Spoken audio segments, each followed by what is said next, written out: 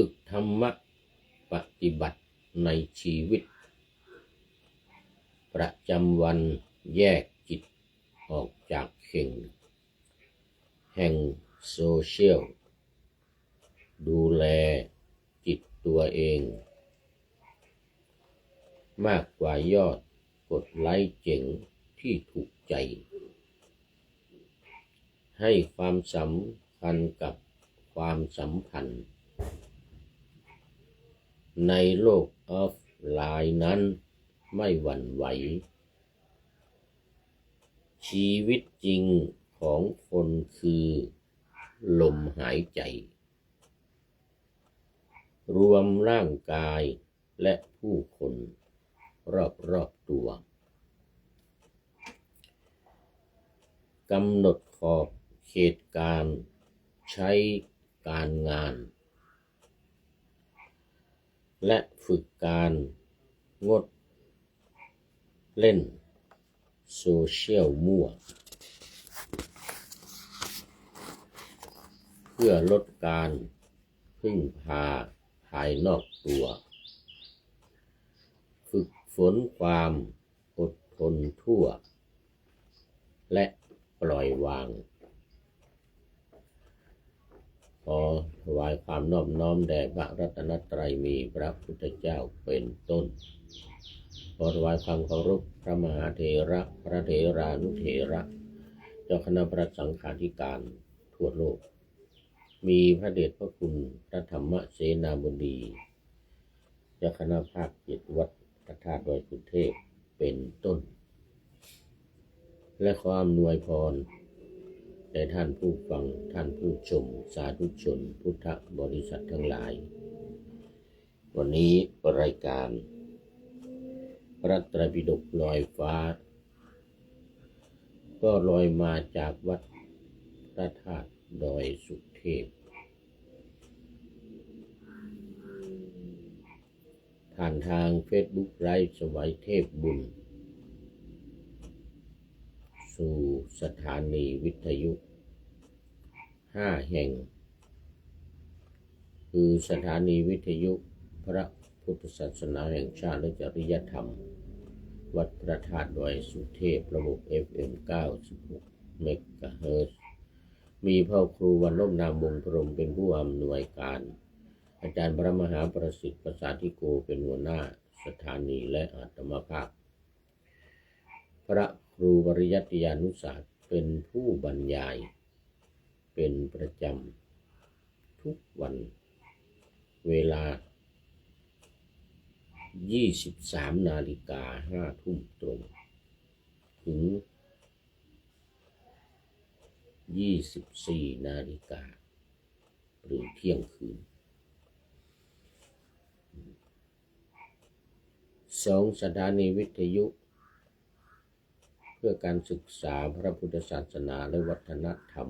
วัดฝายหินตำบลสุเทพอำเภอเมืองจังหวัดเชียงใหม่มีพระครูสมุวิสุวัตรวรกิจโยเจ้าอาวาสวัดฝายหินและผู้อำนวยการสถานีวิทยุ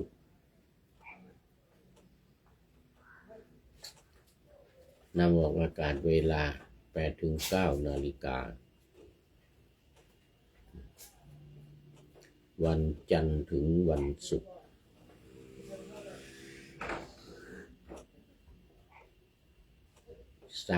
3 สถานีวิทยุคลื่นสีขาวเพื่อชาวประชาวัดปากทางเจริญอำเภอดอยหล่อจังหวัดเชียงใหม่มีพระครูอภิวัฒนวิกรมหลวงพ่อเจ้าอาวาสวัดปากทางเจริญ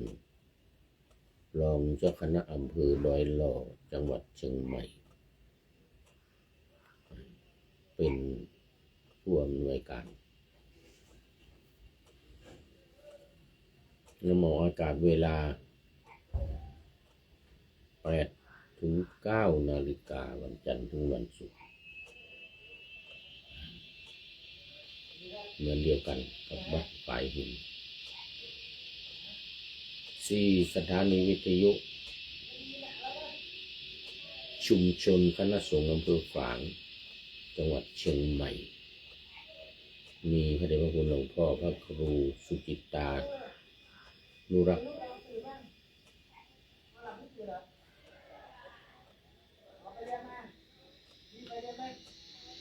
แล้วก็เจ้าคณะอำเภอฝาง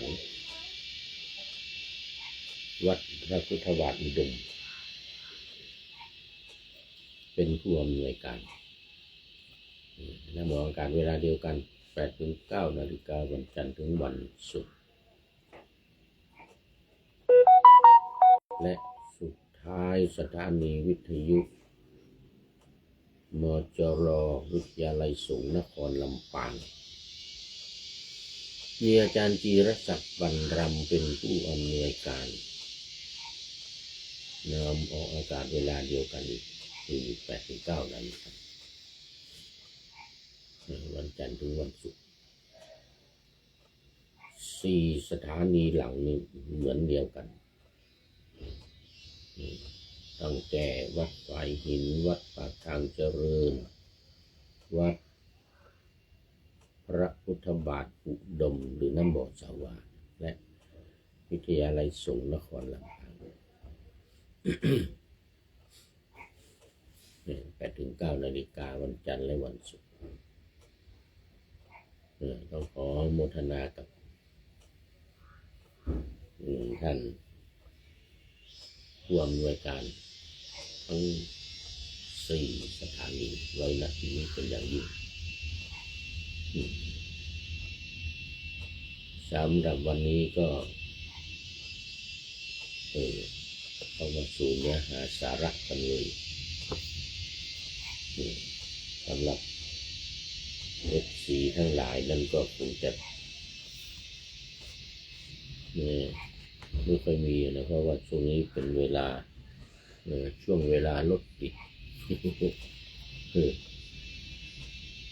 บ่าย 4 โมงเย็น 5 โมงเย็น 6 โมงเย็นถึงทุ่มเลยนะเป็นเวลารถติดแต่ก็มักจะมีอยู่ไม่แน่มาเอาสู่เนื้อหาสาระวันนี้ยังอยู่ใน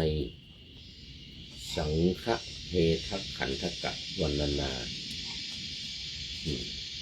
คือเกี่ยวกับเรื่องสังฆเพศ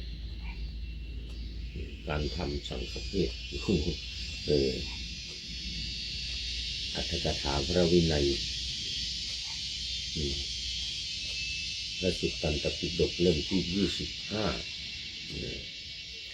ขุททกนิกายวันนี้ก็ว่ามาแล้วดู2 ตอนว่ามาแล้ว2 ตอนเรื่องสังฆเพศนี่นะวันนี้ก็มาเริ่มกันอีก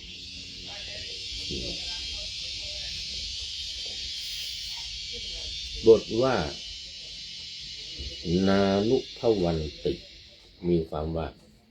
ย่อมไม่สามารถอธิบายว่าการเห็นบุคคลนั้นแม้เทวดาทั้งหลายก็ได้ด้วยยากเห็นได้ด้วยยากนี่ณบวกอนุภวันติก็คือไม่สามารถที่จะเห็นได้อหิเมขลิกายะคือพันงูไว้ที่สะเอวอหิแปลว่างูพันงูไว้ที่สะเอวบอกว่าอุจฉังเคได้แก่มีอวัยวะทั้งหลายมีอวัยวะทั้งหลายมีศีรษะเป็นต้น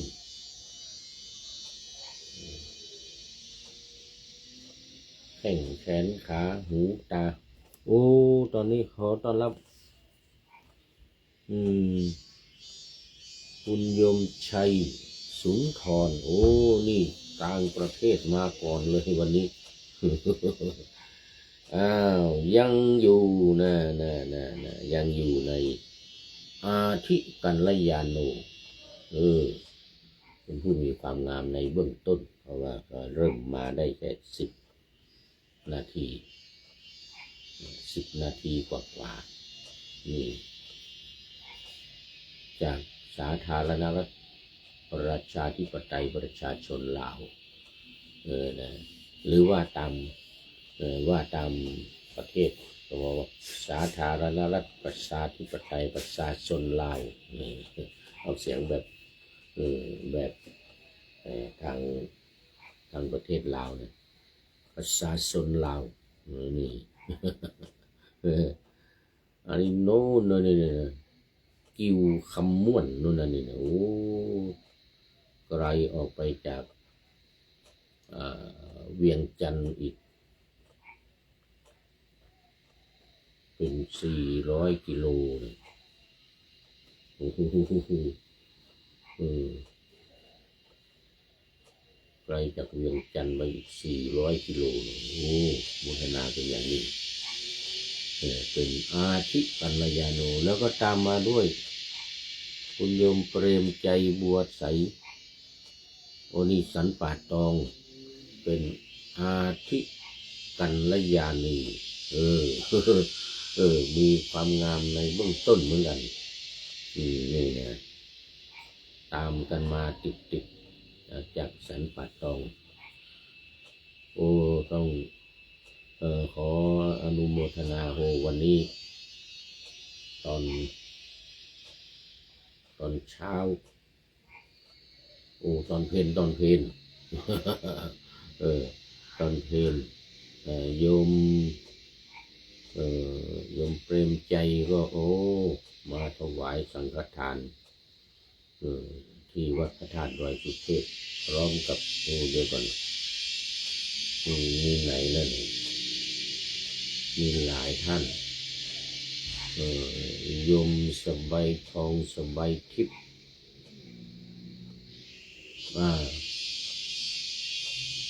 โยมสบายทองสบายทิพย์เดี๋ยวแล้วคุณโยมเดี๋ยวต้องลืมชื่อไปชื่อเล่นมีชื่อเล่นคุณโยมปุ๋ยอันนี้เป็นไกด์นำนักท่องเที่ยวมาวัดพระธาตุดอยสุเทพนี้เป็นประจำต่างประเทศ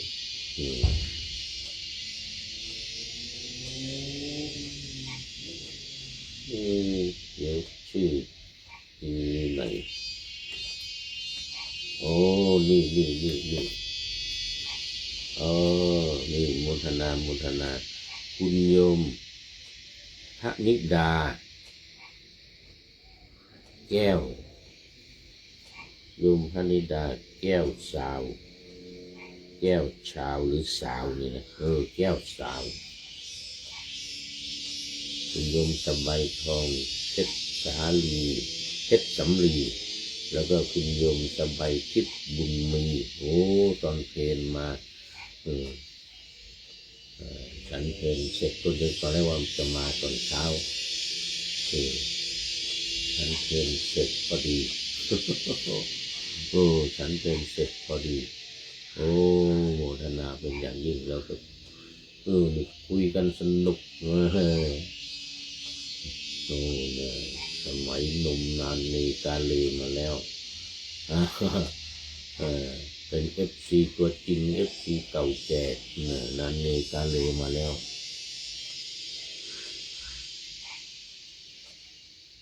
แล้วก็ขึ้นไปถ่ายรูปกันบนพระธาตุดอยสุเทพไปสักการะบูชากราบไหว้พระบรมธาตุดอยสุเทพไปชมวิวอะไรทุกอย่างโมทนาเป็นอย่างยิ่งตามมาอีกท่านหนึ่งวัด แม่วะกลางตำบลแม่วะเขาไปดูก่อนวันไปดูโปรไฟล์ที่มาทีหนึ่งนานแล้วลืมไปแล้วนี่ วันแม่วะกลางนี่นะ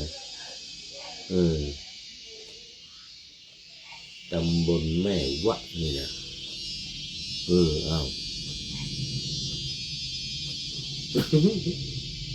จังหวัดไหนลืมไปแล้วหลายเดือนมาแล้วหลายวันหลายเดือนน่าจะเป็นเดือนกว่า2 เดือนมาแล้วโอ้โมทน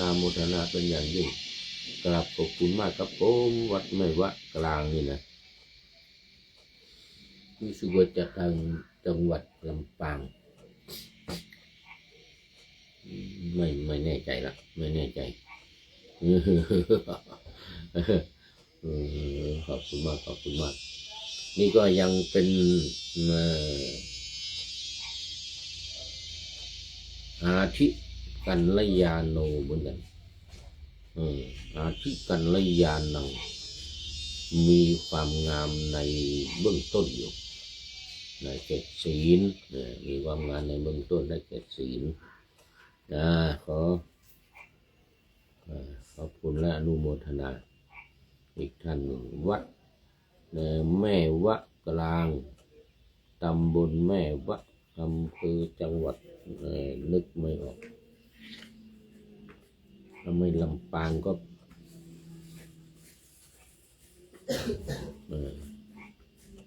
ไม่ลำปางก็เชียงรายเป็นไปทาง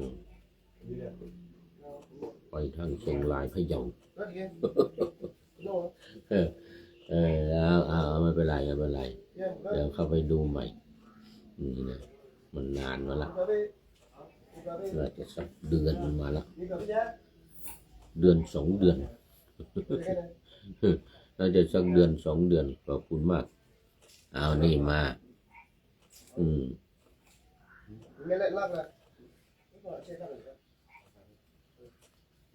หลายบทว่า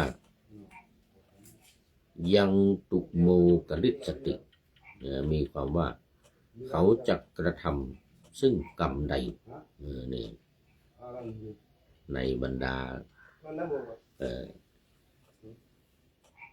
สังฆเพศทั้งหลายมีการฆ่ามารดาฆ่าบิดาฆ่าพระอรหันต์เดี๋ยวทำโลหิตตุปบาททำเลือดให้ห่อพระอรหันต์นี้ไม่ต้องถึงกับฆ่าทำให้เลือดห่อขึ้นมานี่ก็เป็นสังฆเพศเหมือนกันนะกรรมใดก็ตามเป็นสังฆเพศในบรรดาสังฆเพศ5 อย่างแล้วก็ทำสูงให้แตกจากกันทำสูงให้แตกจากกัน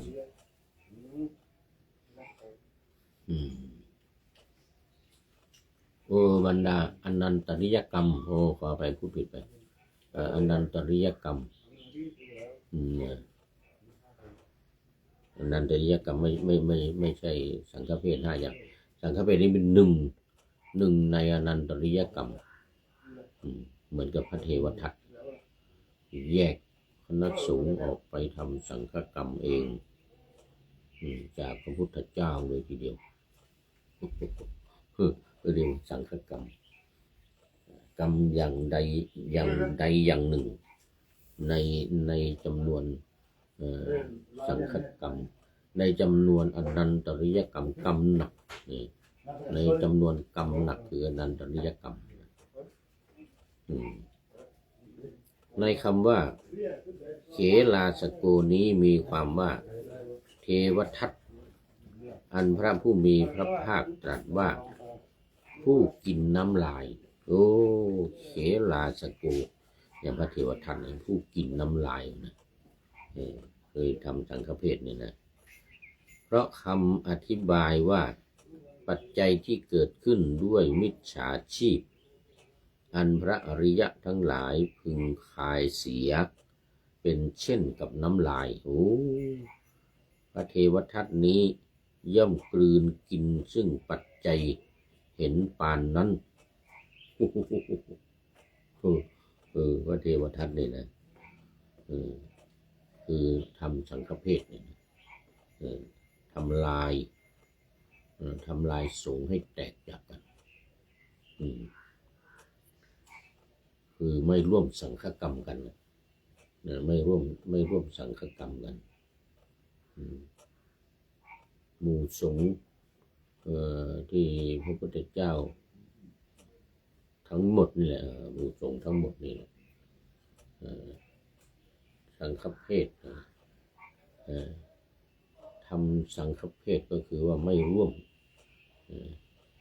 แตก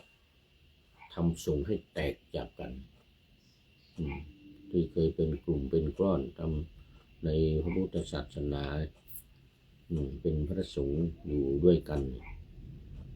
พระเทวทัตแยกออกไปไม่ทำร่วมกับพระพุทธเจ้าไปเป็นใหญ่คนเดียวปกครองคนเดียว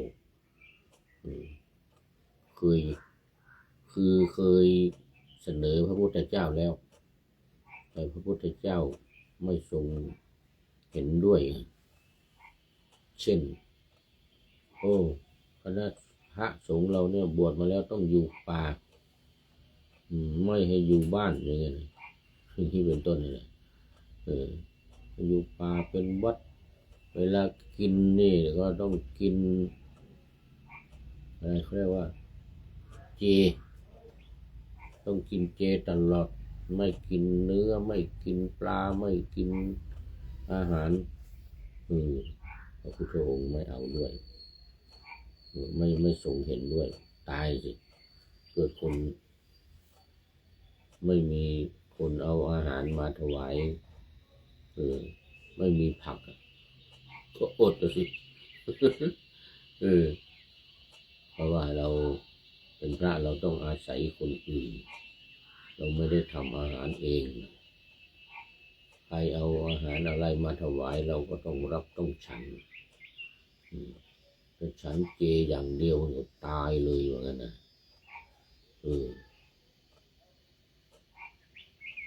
ยิ่งสมัยนั้นสมัยพระพุทธเจ้าเนี่ย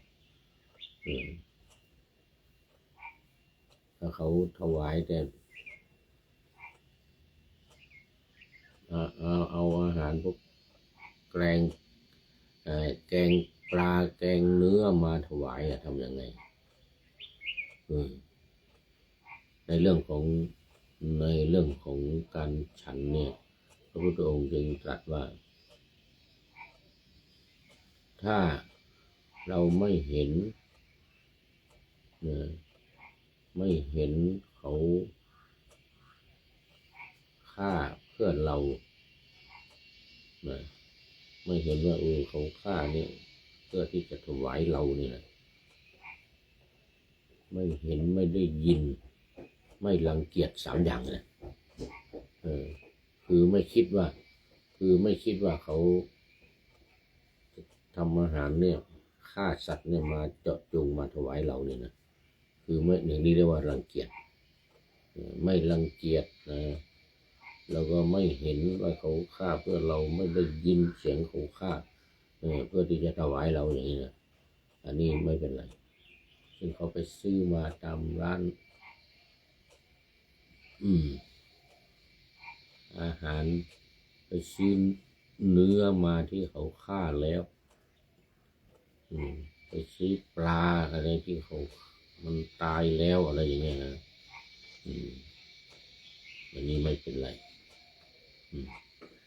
อย่างนี้เป็นต้นฉะนั้นไม่เห็นด้วยพระพุทธองค์ก็ไม่เห็นด้วยกับพระเทวทัตที่เสนอมาแล้วถ้าไม่อยู่วัดเขาสร้างให้แล้วเนี่ยยังวัดเวรุวันเนี่ยเขาสร้างถวายแล้ววัดเชตวันเนี่ยใหญ่โตแล้วโหฐานเนี่ยอนาถวินดิกาเศรษฐีสร้างถวายแล้วเนี่ยไม่อยู่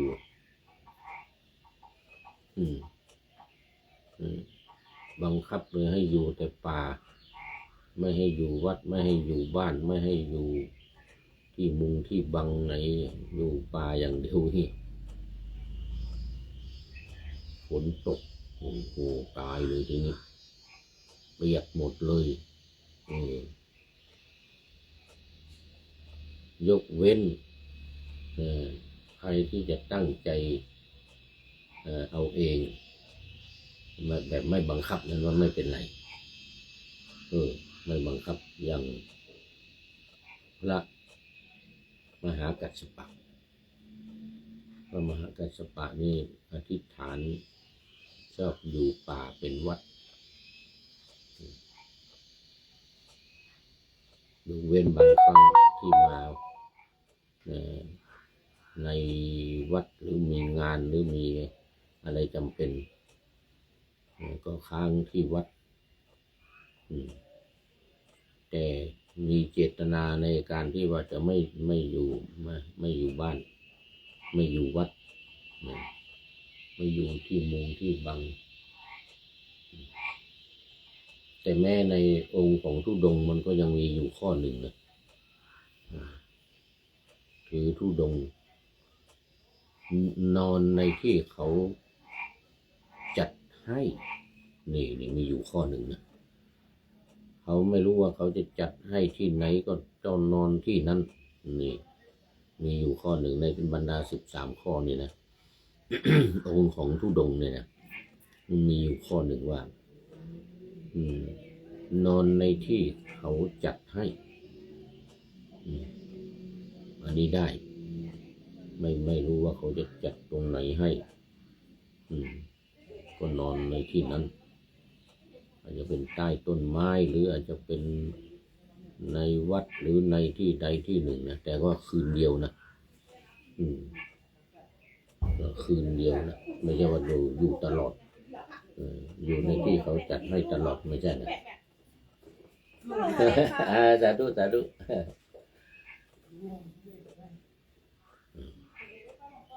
โยมกลับบ้านแล้ว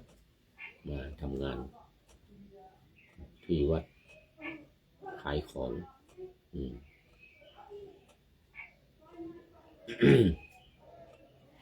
นี่เป็นอย่างนั้นเป็นอย่างนั้นองค์ของธุดงค์อย่างพระมหากัสสปะหรือองค์ของธุดงค์ซึ่งมันมีอยู่ข้อหนึ่งที่ว่านอนในที่เขาจัดให้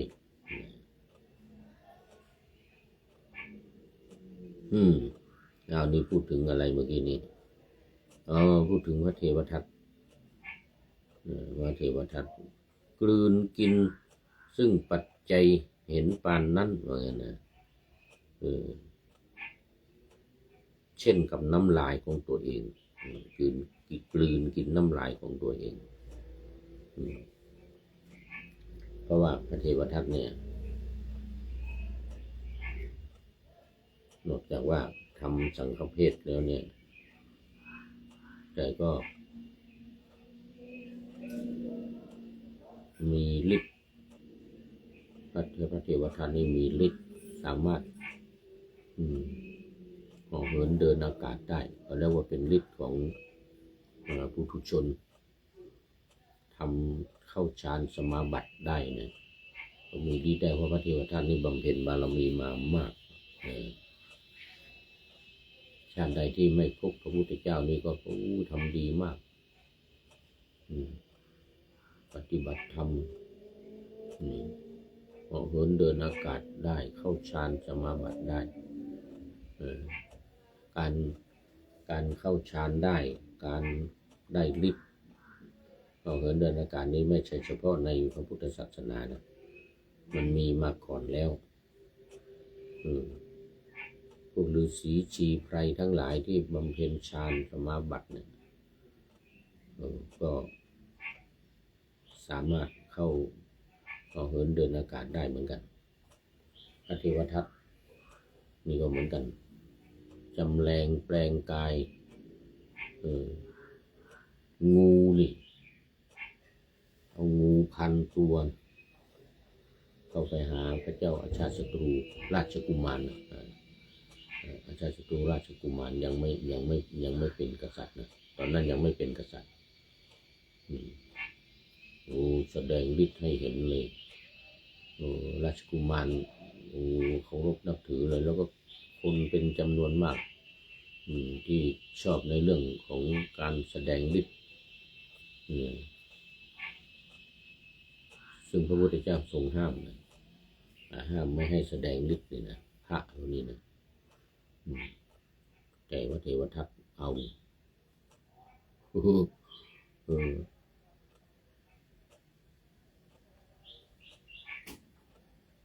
เข้าไปหาพระเจ้าอาชาติศัตรูราชกุมารราชศัตรูสามารถพูดยุยงให้ราชกุมารอาชาติศัตรูในฆ่าบิดาพระองค์พระชนบิดาและจะได้เป็นพระมหากษัตริย์เสร็จแล้วตัวเองเนี่ยก็จะปรงพระชนพระพุทธเจ้าเป็นพระพุทธเจ้าเสียเองอย่างนี้นี่นี่พระเทวทัตเนี่ยนะมีฤทธิ์นะมีฤทธิ์แต่ว่ามันยังไม่ได้เป็นพระอริยบุคคลเนี่ยโสดาบันก็ยังไม่เป็นสกทาคามีอนาคามีไม่ต้องพูดถึงอรหันต์ไม่ได้เป็นแต่เป็นผู้ปฏิบัติที่ได้ฤทธิ์ก็เรียกว่าอิทธิวิธีแสดงฤทธิ์ได้แต่ยังเป็นปุถุชนอยู่นี่เราพูดถึงพระเทวทัตนะย่อมกลืนกินซึ่งปัจจัยคืออย่างนี้พอแสดงฤทธิ์แล้วพระเจ้าอาชาติศัตรูราชกุมารยังไม่ได้เป็นก็มีความเริ่มใสถวายภัตตาหารเป็นจำนวนมากวันหนึ่งเนี่ยรู้สึกว่าจะ500 สำรับนะ500นะวันหนึ่ง500 สำรับอาหารถวายนี่500 สำรับทั้งพระเทวทัตทั้งลูกศิษย์ทั้งอะไรโอ้โหกินเงินเหลือเฟือนี่แหละที่พระองค์ตรัสว่าเหมือนกลืนกินเหมือนผู้กินน้ำลายโอ้ตอนนี้ขอต้อนรับคุณโยมจันสมน้อมกราบสาธุค่ะโอ้นี่เป็นมัดเชแล้วนี่มัดเชกัลยาณีแล้วนี่เกินครึ่งแล้วจัดรายการมาเกินครึ่งแล้วนี่เกินมา10 นาทีแล้วนี่9 นาที8-9 นาทีเป็นมัชเชกัลยาณีผู้มีความงามในท่ามกลางได้แก่สมาธินี่แสดงว่าคุณโยมแม่จันสมเป็นผู้มีสมาธิดีว่าเอาเองเปรียบเทียบเอาตั้งใหม่ตั้งผู้ที่เข้ามาในรายการใหม่วันโมทนากับโยมแม่จันสมเป็นอย่างยิ่งอันนี้ก็จากเชียงใหม่เรานี่เองนะจากเชียงใหม่เรานี่เองอันนี้มาดูต่อไปพูดถึงพระเทวทัต2 บทว่าปัฏฐเทนะกายเยนะมีความว่ามีกายแข็งทื่อคล้ายใบลานมีกายแข็งทื่อคล้ายใบลานเทวทัตเมื่อจะยกตนเองโดยสภาพที่เป็นพระญาติของพระราชาว่าพระราชาผู้รู้จักเราจึงกล่าวว่ามายังโขพเนราชายตการาชยาตกานามะ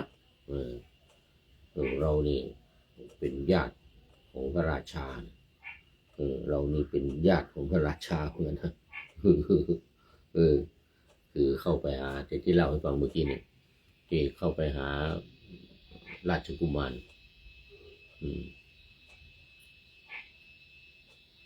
อาชาติศัตรูราชกุมารเนี่ยนะ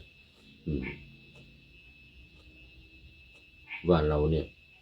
เป็นญาติของพระราชาเป็นญาติของพระราชายกตัวเองขึ้นโดยสภาพเป็นพระญาติของพระราชาพระเทวทัตนี่นะมีกายแข็งทื่อคล้ายใบลานใบลานมันแข็งนะว่า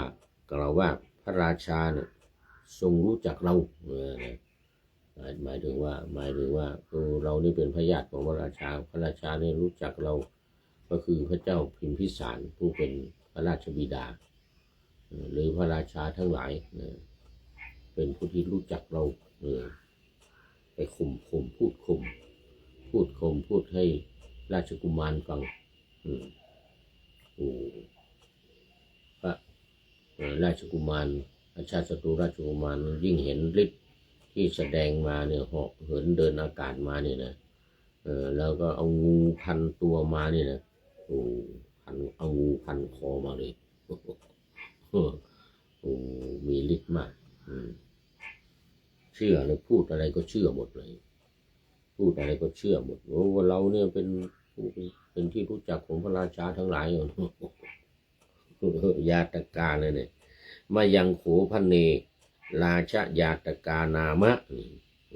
ว่าอย่างนั้นเลยเพื่อจะยกตนเองขึ้นว่าเป็นญาติของพระราชารู้จักเราบทว่าปหัตถกันนวาโลมีความว่าช้างนาลาคีรีกระทำหูทั้งสองให้หยุดนิ่งกระทำหูทั้งสองให้หยุดอันนี้ตอนที่ปล่อยช้างนาลาคีรีเพื่อที่จะไปทำร้ายพระพุทธเจ้าก็นี่ก็เป็น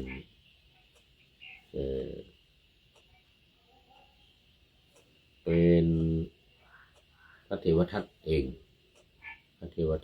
หลังจากที่พระราชาทรงฆ่าพระราชบิดาแล้วเป็นพระราชาแล้วอันดับหนึ่งสมคบคิดกันกับพระราชา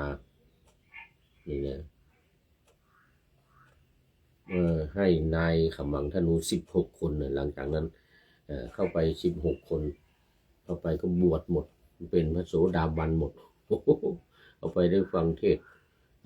ฟังพระพุทธเจ้าแสดงธรรมก็เป็นโสดาบันหมดเป็นพระโสดาบันหมดแล้วก็บวชเป็นพระหมดไม่สามารถที่จะส่งนายขมังธนูไปยิงพระพุทธเจ้าได้คราวนี้ก็ให้ไปจ้างนายควานช้างมอมเหล้าช้างนาลาคีรีเนี่ยเอาเหล้าให้กินด้วยคือขนองหนักเลยปล่อยให้เขาปล่อยที่จะไปโปรงพระชนพระพุทธเจ้าพอปล่อยไปก็พระพุทธเจ้าก็แผ่เมตตาทรงแผ่เมตตาช้างก็อ่อนตัวลงกราบพระพุทธเจ้าในขนาดเมาเหล้านะช้างเมานะด้วยเมตตาของพระพุทธเจ้าช้างก็ยังอ่อนตัวลงกราบพระพุทธเจ้านะพระอานนท์เห็นช้างวิ่งมาก็เลยเอาตัวเข้าไปจะให้ช้างชนตายนะพระอานนท์เนี่ยนะพระองค์ก็ตรัสว่าอานนท์อย่าเลยอานนท์อย่าทำปล่อยมันมากเลยนะปล่อยช้างมาช้างนาลาคีรีนี่นะอานนท์ก็เลยถอยช้างก็เข้ามา วิ่งตรงเข้ามาจะทำลายพระพุทธองค์แต่พอมาถึงพุทธองค์ก็ยกพระหัตถ์แผ่เมตตาไปโอ้ช้างลงกราบช้างนาราคีรีนี่ทำหูทั้งสองให้หยุดนิ่งเหมือนกันนะหยุดนิ่งเลยช้างนาราคีรีเนี่ยปหัตถกันนะวาโลมีความว่าช้างนาราคีรีก็ทำหูทั้งสองให้หยุดนิ่งเลยโอ้ก็จริงตอนวิ่งมานี่ก็แผ่จะทำลายพุทธองค์บาทคาถาว่าทุกขังหิอุญชละนาคมาสโทมีความว่ากุญชรผู้เจริญชื่อว่าการเข้าใกล้พระพุทธเจ้าผู้ประเสริฐอ๋อ ชื่อหลวงพ่อพอดีเลย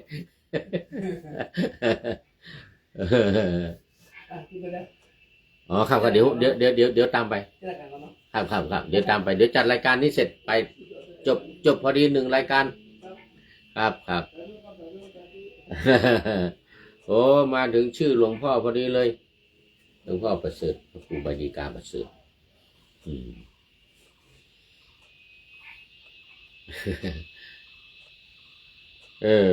ชื่อว่าการเข้าใกล้พระพุทธเจ้าผู้ประเสริฐ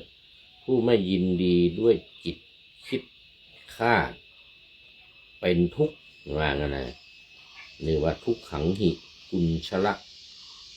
นาคมาสโทกุญชรช้างกุญชรชื่อว่าการเข้าใกล้พระพุทธเจ้าผู้ประเสริฐนี่นะ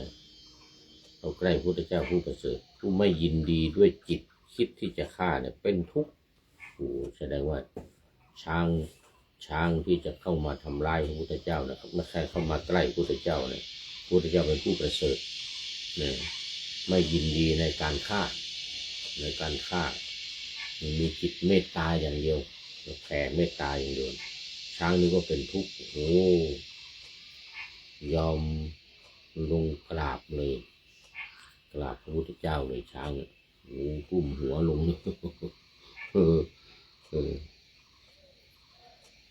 บทว่านาคหะ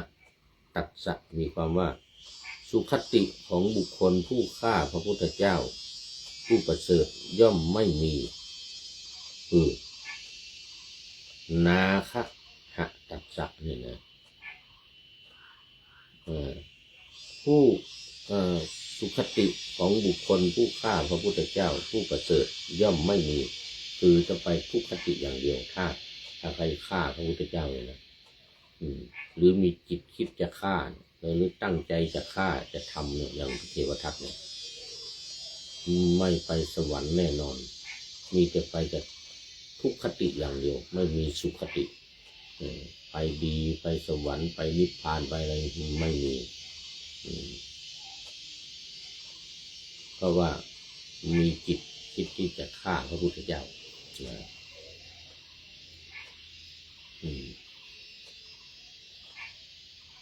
2 บทว่าปฏิกุติโตปฏิสักกิอย่างศัพท์นี้ศัพท์ภาษาบาลีมีความว่าช้างนาราคีรีบ่ายหน้าไปหาพระตถาคตแล้วย่อลงด้วย2 เท้าหน้าย่อ2 เท้าหน้าลงปฏิกุติโตปฏิสักกินี่นะเขาวิ่งเข้าไปถึงพระพุทธเจ้าแล้วนี่ก็ย่อตัวลงคือ2 เท้าหน้าเนี่ย2 เท้าหน้านี่ย่อลงอย่างนี้เท้าหลังยังไม่ลงแต่2 เท้าหน้าย่อลงกราบพระพุทธเจ้าบ่ายหน้าไปหาพระตถาคตแล้วย่อลงด้วย2 เท้าหน้าในบทว่าอลักขิโกนี้มีความว่าเทวทัตนี้ย่อมไม่กำหนดเทวทัตย่อมไม่รู้ว่าเราทำกรรมลามกอยู่เทวทัตนั้น อันใครๆไม่พึงกำหนดหมายได้อธิบายว่าอันใครๆไม่พึงเห็นเพราะฉะนั้นจึงชื่อว่าผู้อันใครๆกำหนดไม่ได้ว่าลามกเพียงไรชั่วช้าเพียงไรอย่างนั้นเนี่ยไม่มีใครกำหนดได้เลยแม้แต่ตัวเองที่กำลังทำความชั่วอยู่ทำบาปอยู่เนี่ยยังไม่รู้ว่าตัวเองเนี่ยทำบาปไม่รู้ว่าตัวเองนี่ทำชั่วคือพระเทวทัตในความคิดนะคิดอย่างเดียวว่าจะปรงพระชนพระพุทธเจ้าและตัวเองจะเป็นพระพุทธเจ้าแทนนี่นะเรียกว่าอลักขิโกย่อมไม่กำหนดไม่ย่อมไม่กำหนดอธิบายว่าย่อมไม่รู้ย่อมไม่รู้ว่าตัวเองกำลังทำความชั่วทำอนันตริยกรรมทำกรรมหนัก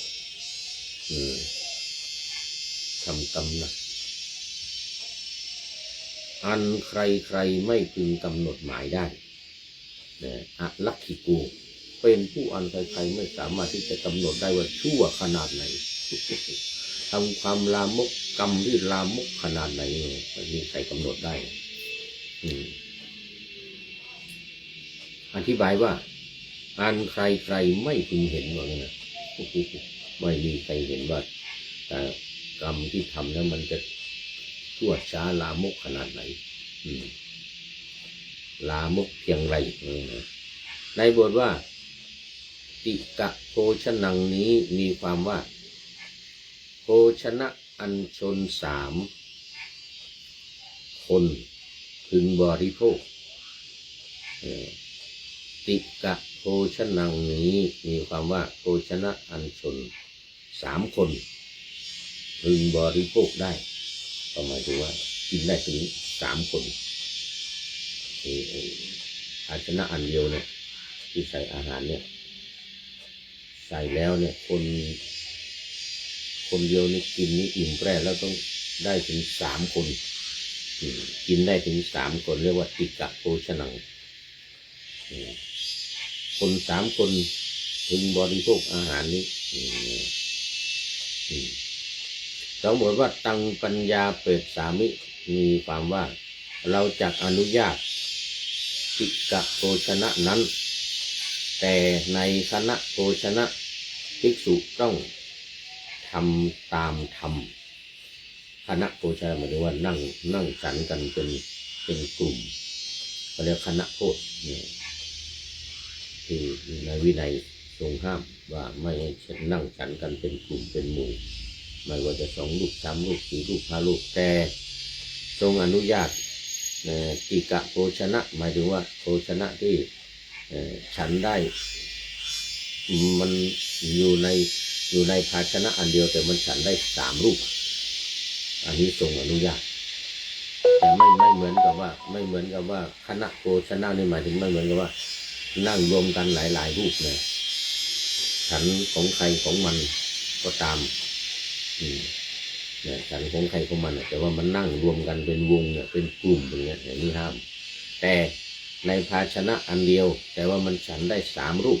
3 คนฉันอิ่มในภาชนะอันเดียว3 รูปในฉันอิ่มอันนี้ทรงอนุญาตได้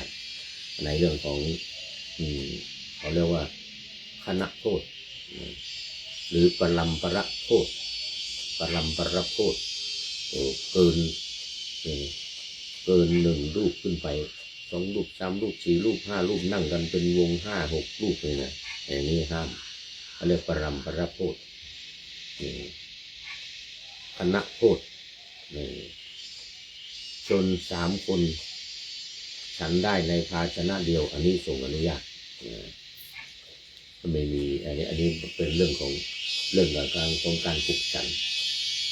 เรื่องของการกบฉัน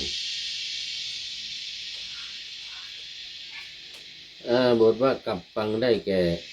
อายุกับ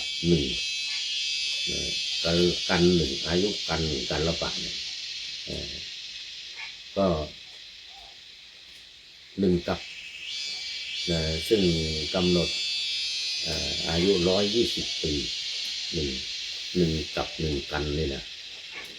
หนึ่งกับอายุหนึ่งกับคืออายุ120 ปี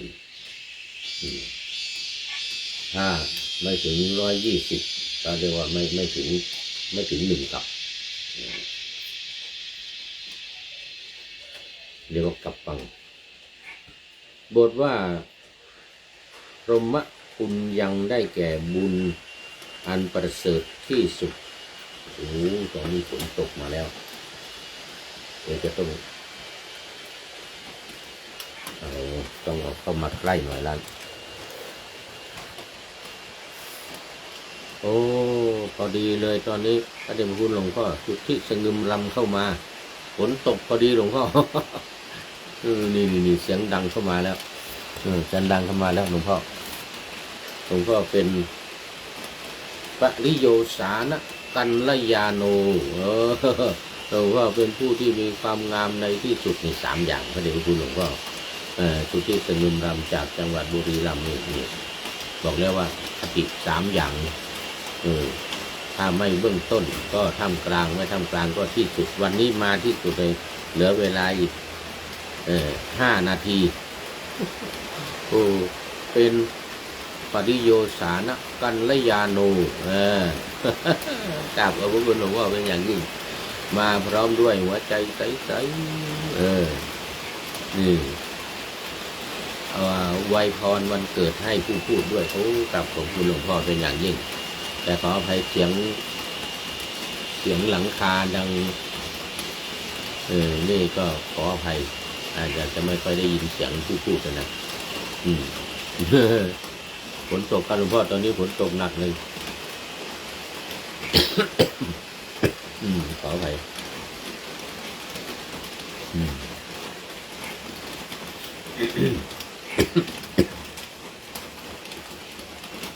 พอทักเบาลงเนี่ยเสียงเครื่องเบาลงหลวงพ่อเป็นปริโยสานกัลยาโนสำหรับวันนี้ก็เป็นท่านสุดท้ายเดี๋ยวอีกสักหน่อยเดี๋ยวผมไปก่อนอีกสักหน่อยพรหม2 บทว่ากัปปังสักคัมหิได้แก่อายุกับ1นั่นเองกัปปังสักคัมหิในอายุ1กับก็คือ120 ปีหลายบทว่าอัฏฐโขเทวทัตโตสังฆังปินทิตวามีความว่าได้ยินว่าพระเทวทัตนั้นครั้นให้จับสลากอย่างนั้นแล้วทำอุโบสถแผนก1ในกรุงราชคฤห์นั้นนั่นแลแล้วจึงไปด้วยเหตุนั้นพระธรรมสังฆาหากาจารย์ทั้งหลายจึงกล่าวคำนี้ว่าอัฏฐโขเทวทัตโตเป็นอาทิคือพระเทวทัตจะแยกคณะสงฆ์ออกไปเป็นแผนก1เรียกว่าสังฆเพศนะเรียกว่าสังฆเพศแยกคณะสงฆ์ออกไปทำนี่เรียกว่าจับสลากนะจับสลากกับพัดเรื่องอาหารเป็นจับสลากกับพัดเป็นอุโบสถทำจับเสร็จแล้วนะจับสลากกับพัดเสร็จแล้วก็แยกคณะสงฆ์ออกไปดูแยกคณะสงฆ์ออกไปเป็นอีกหมู่หนึ่งไปทำสังฆกรรมอีกในกรุงราชคฤห์นั่นแหละหมายถึงว่าในกรุงราชคฤห์นั่นแหละด้วยเหตุนั้นพระธรรมสังฆาหากาจารย์จึงกล่าวว่าอัฏฐโขเทวทัตโตเป็นต้นเอาละวันนี้ไว้แค่นี้ก่อนทำสังฆเพศนี่เลยทำให้สงฆ์แตกกันเลยวันนี้เอาไว้แค่นี้ก่อนเดี๋ยววันต่อไปจะมาต่ออีกยังอีกยาวนี่เรื่องสังฆเพศนี่ยังอีกยาวมีพระเทวทัตผู้เป็นต้นพระเทวทัตเป็นต้นหลวงพ่อกราบขอบคุณหลวงพ่อเป็นอย่างยิ่งเป็นสุดท้ายเข้าสู่เส้นชัยของรายการในวันนี้ มาดูข้อคิดท้ายรายการวันนี้หน่อยอันนี้ต่อจากเรื่องของปรากฏการณ์นะได้จากท่านนายพลนเรศกิจรักเป็นข้อที่3วันนี้มันมีข้อที่1ข้อที่2ผ่านไปแล้วข้อที่1ข้อที่2ผ่านไปนี่นะวันนี้เป็นข้อที่3ฝึกตนการฝึกตนฝึกธรรมะบอกว่าฝึกธรรมะปฏิบัติในชีวิตประจำวันแยกจิต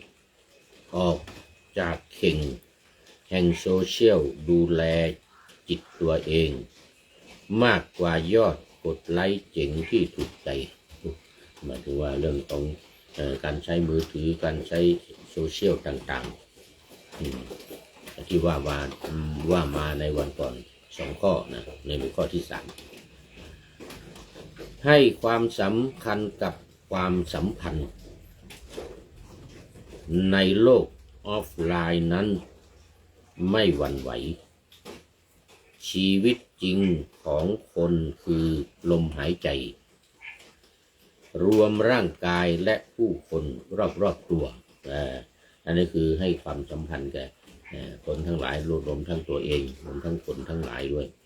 ไม่ใช่ว่าก้มหน้าดูมือถืออย่างเดียวก้มหน้าดูโซเชียลอย่างเดียวไม่สนใจใครคนอื่นอย่างนี้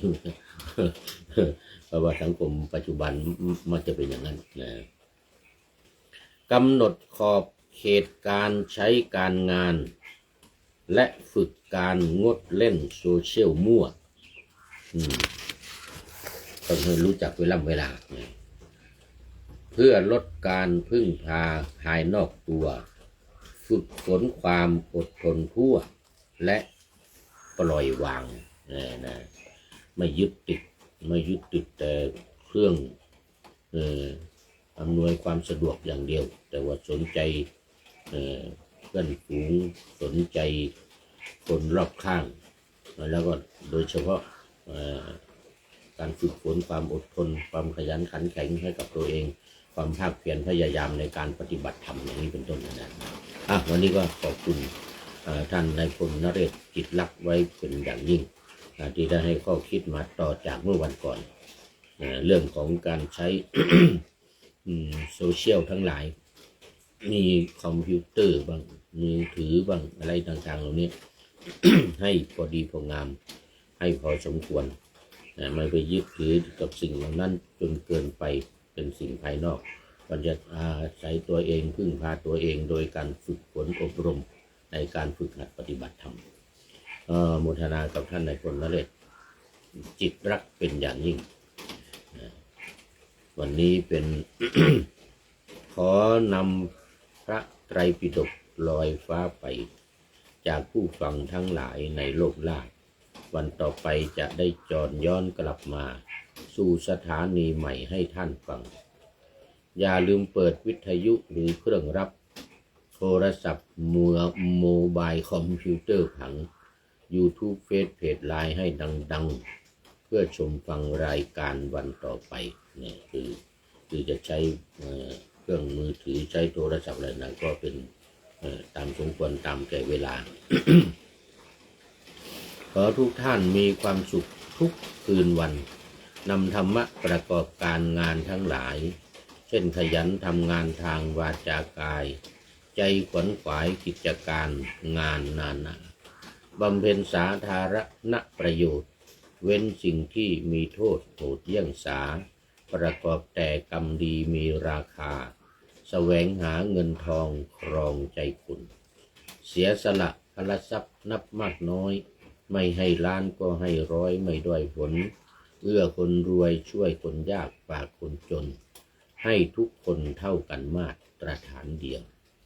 ขอเจริญพร